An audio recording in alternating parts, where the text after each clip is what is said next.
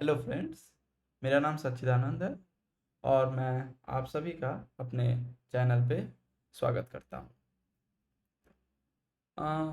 जैसा कि मैंने पिछले वीडियोस में बताया था कि मैं डेली प्रॉब्लम जो मेरी सीरीज है उसको इंग्लिश और हिंदी दोनों लैंग्वेज में शुरू कर रहा हूँ। तो आज हम लोग रियल एनालिसिस के प्रॉब्लम को डिस्कस करेंगे, जिसमें और ये काफ़ी ही इम्पोर्टेंट प्रॉब्लम होगा, जो कि नेट या गेट या किसी भी कॉम्पिटिटिव एग्जाम में अक्सर पूछा जाता है।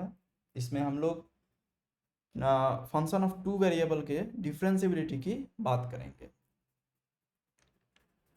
और और सारे और प्रीवियस सारे जो हमारे प्रॉब्लम्स हैं उसका लिंक आपको इस वीडियो के डिस्क्रिप्शन में मिल जाएगा।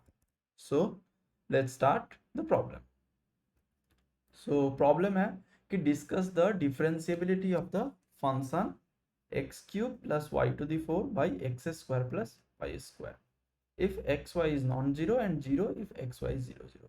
सो हमें इस फंक्शन के डिफरेंशिएबिलिटी की बात करनी है। सो पहला चीज है कि डिफरेंशिएबिलिटी ऑफ द फंक्शन का डिस्कस करना है इन जनरल। तो अगर एक्स वाई नॉन जीरो है, अगर हम डिफरेंशिएबिलिटी की बात करेंगे एफ का किसी नॉन जीरो पॉइंट पे, तो ये फंक्शन क्या होगा? डिफरेंशिएबल होगा। क्यों? क्योंकि x cube plus y four ये फंक्शन क्या है? ये पॉलिनोमियल है और x square plus y square ये भी एक पॉलिनोमियल है। तो हमारे पास क्या है? पॉलिनोमियल बाई पॉलिनोमियल और नीचे वाला चीज नॉन जीरो है। पॉलिनोमियल मेरा स्मूथ फंक्शन है, तो ये जो है फंक्शन मेरा डिफरेंशिएबल हो जाएगा if x y is non zero. So सारे नॉन जीरो पॉइंट पे मेरा फंक्शन डिफरेंशिएबल है। लेकिन अगर जीरो जीरो होता है तो नीचे में मेरा जीरो जीरो हो जाएगा। सो हम लोग कुछ नहीं कर सकते हैं। तो इस प्रॉब्लम को सॉल्व करने के लिए मेनली जो एनालिसिस करना है हमें इसके डिफरेंशिएबिलिटी का, वो जीरो जीरो पॉइंट पे करना है। तो यहाँ पे मेरा एडवाइस है कि आप पॉज करें वीडियो को और इस प्रॉब्लम को सॉल्व करने का ट्राई करें। ओके, सो हम लोग सॉल्यूशन डिस्कस करते हैं। तो इस प्रॉब्लम को मैंने दो मेथड से सॉल्व किया है। जो पहला मेथड है उसमें मैंने डायरेक्शनल डेरिवेटिव का यूज किया है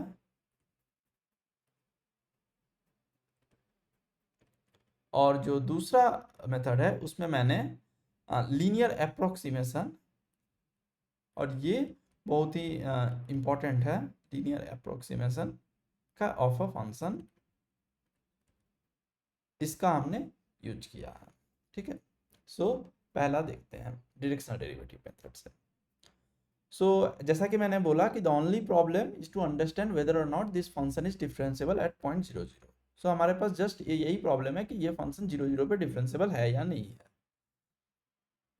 तो अगर सपोज दैट डिफरेंशिएबल होगा तो हमें पता है कि जो डेरिवेटिव फंक्शन है वो क्या है? एक लीनियर फंक्शन है।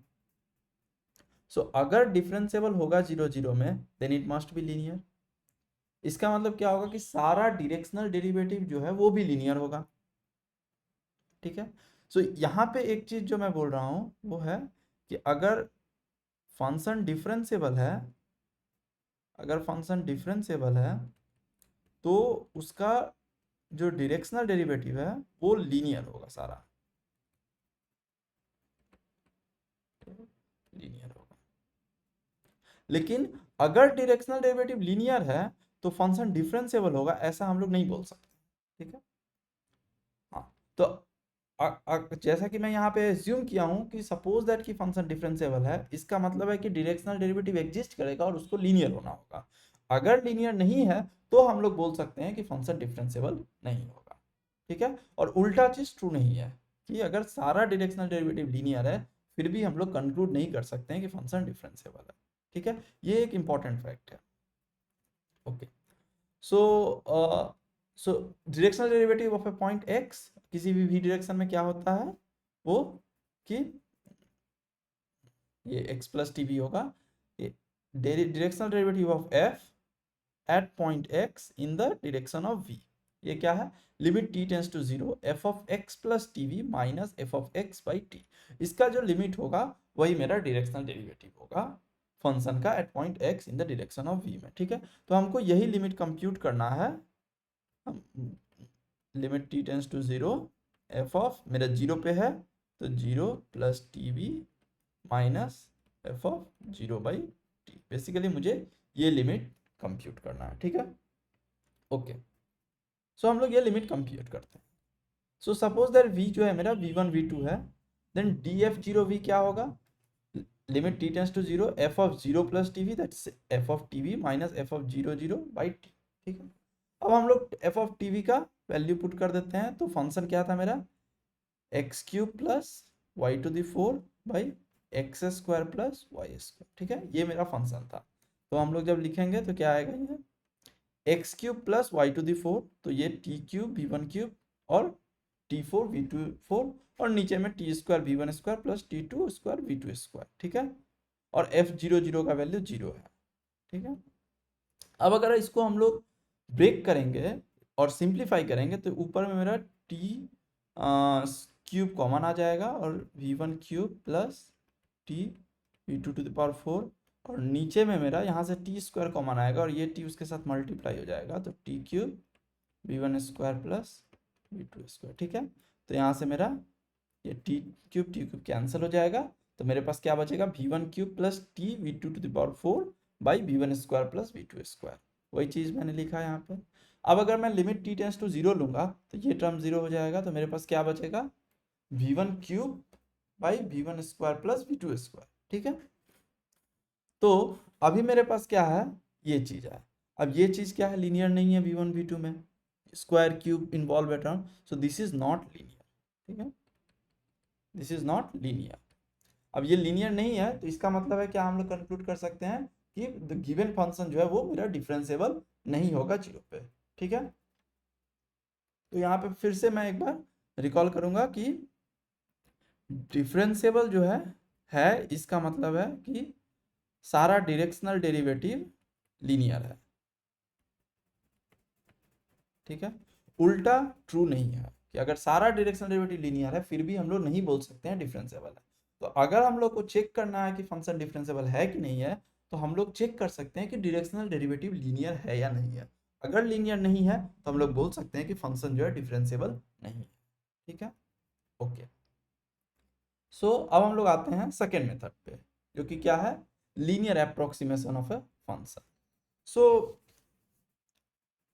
मेरे पास अब जैसे हम अगर एफ ऑफ एक्स को अगर हम लोग लिखेंगे टेलर सीरीज एक्सपेंशन में किसी पॉइंट ए के अराउंड, तो ये क्या होगा, f of a plus f prime a times x minus a plus higher order term, ठीक है।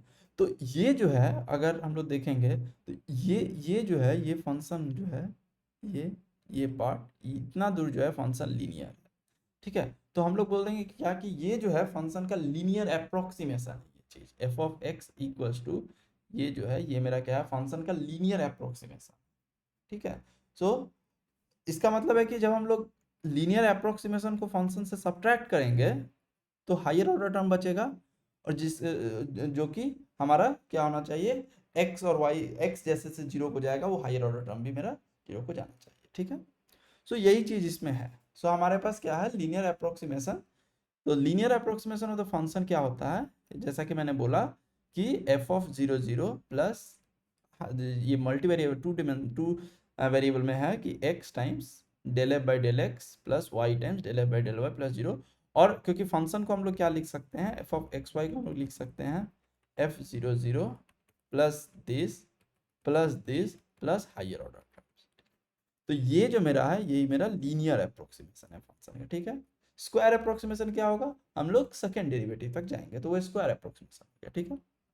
ओके, सो अभी बोल रहा है तो यहाँ पे हम लोग लीनियर अप्रोक्सीमेशन देखते हैं क्या है, तो del f by del x at 0 0 क्या होगा और del f by del y at 0 0 क्या होगा, ठीक है। हम लोग अभी कंप्यूट किए थे, अभी हम लोग इसका directional derivative in direction of v1 v2 compute किए थे, ठीक है। तो del f by del x मतलब क्या हुआ कि हम लोग एक्स एक्सिस के अलॉन्ग डिफ्रेंशिएट कर रहे हैं, मतलब v मेरा क्या हो गया 1 0, और डेल एफ डेल वाई मतलब क्या हो गया, इस डायरेक्शन में कर रहे हैं मतलब क्या हो गया 0 1, ठीक है। तो v1 इसके लिए मतलब v1 हो गया मेरा 1 और v2 हो गया 0, ठीक है। और मेरे पास क्या था, डायरेक्शनल डेरिवेटिव का फॉर्मूला जो आया था v1 cube by v1 square plus v2 square. अब मैं यहाँ पे अगर v1 को 1 पुट करूंगा तो ये क्या आएगा 1 डिवाइडेड बाई 1 दैट्स 1। सो इसीलिए del f by del x at 0 0 क्या आया 1 आया। इसको हम लोग डायरेक्ट भी कंप्यूट कर सकते हैं, सेम जैसे हम लोग जनरल डायरेक्शनल डेरिवेटिव कंप्यूट किए थे, बट यहाँ पे डायरेक्शन क्या है 1 0 फिक्स है, ठीक है। और जब del f by del y लेंगे तो क्या होगा, ये हो जाएगा मेरा 1, ये हो जाएगा 0, तो ये हो जाएगा finally 0। So del f by del y मेरा 0 हो जाएगा, ठीक है। तो अब अगर हम लोग यहाँ पुट करेंगे तो इसका value 0 plus x times 1 plus y times 0, तो इसका क्या आ गया एक्स। सो मेरे पास लीनियर अप्रोक्सीमेशन इसका क्या आ गया एक्स आ गया, ठीक है। ओके, ये पहला स्टेप मेरा पूरा हो गया। अभी क्या है कि f अगर मेरा डिफरेंशिएबल होगा 0 0 पे, तो जैसा मैं बोला कि f of x y minus l of x y linear approximation divided by x square plus y square, ठीक है। ये मेरा क्या होना चाहिए लिमिट, ये मेरा लिमिट इक्वल्स टू 0 होना चाहिए, ठीक है। तो अभी मेरा टारगेट क्या है, ये लिमिट कंप्यूट करना और देखना कि ये 0 है या नहीं है, ठीक है। सो देखते हैं क्या होगा। So f of x y minus l x y by x square y square अगर लेंगे तो f क्या था मेरा x cube plus y four by x square plus y square minus x, और नीचे में हो जाएगा x square plus y square, ठीक है। इसको अगर हम लोग सिंप्लीफाई करेंगे तो ये क्या आ जाएगा मेरे पास x cube plus y four minus x cube minus y square x, और नीचे में x square plus y square times square root x square plus y square जो कि s square plus y square to the power 3/2 हो जाएगा, ठीक है।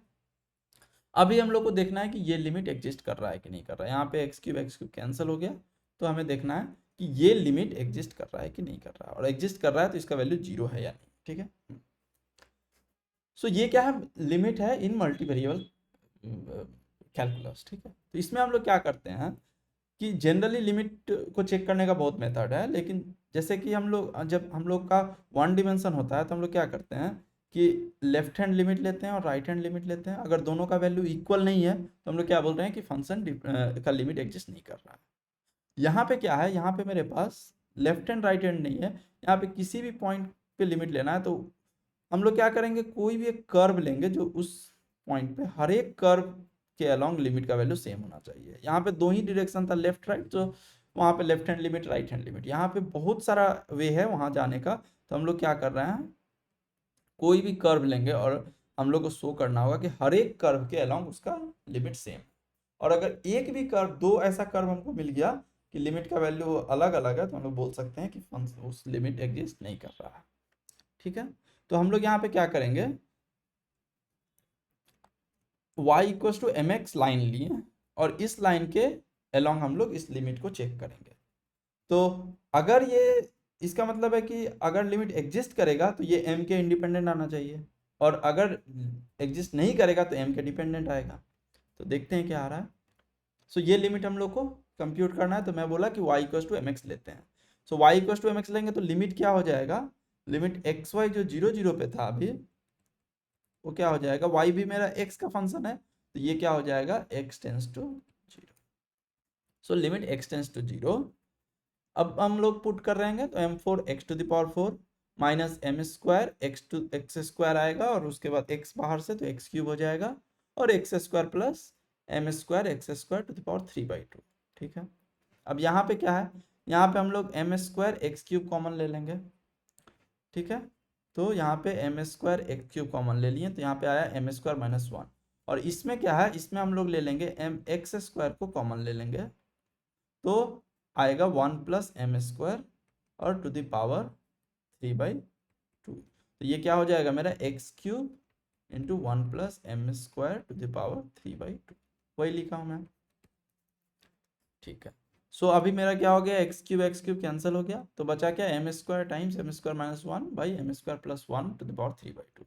अब ये क्या है, ये है फंक्शन ऑफ m, ये क्या है, फंक्शन ऑफ m है। तो m जैसे जैसे वेरी करेगा, इसका इस लिमिट का जो है और ये जो वैल्यू है वो चेंज करेगा। इसका मतलब है अगर हम लोग दो कर्व लेंगे y इक्वल्स टू m1x और y इक्वल्स टू m2x, तो ये दोनों के अलोंग अलग अलग लिमिट देगा, इसका मतलब ये लिमिट एग्जिस्ट नहीं कर रहा है, ठीक है। The above limit depends upon m and therefore the function is not differentiable at 0 0।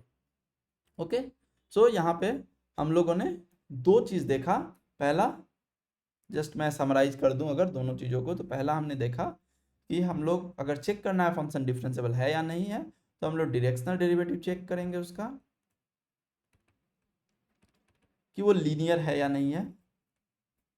और दूसरा, जो कि ये काफ़ी इंपॉर्टेंट है, हम लोग उसका लीनियर अप्रोक्सीमेशन देखेंगे कि f of x y minus l of x y divided by x square square root x square plus y square. ये हम लोग देखेंगे कि ये लिमिट मेरा 0 को जा रहा है कि नहीं जा रहा है, व्हेन एक्स वाई दोनों 0 को जा रहा है, ठीक है। इससे बहुत सारे नेट के प्रॉब्लम सॉल्व हो जाते हैं। ओके, ठीक है। Okay, so thank you for your time. लोग फिर से कल एक डिफरेंट प्रॉब्लम देखेंगे और वो कॉम्प्लेक्स एनालिसिस का प्रॉब्लम होगा। Okay, thank you.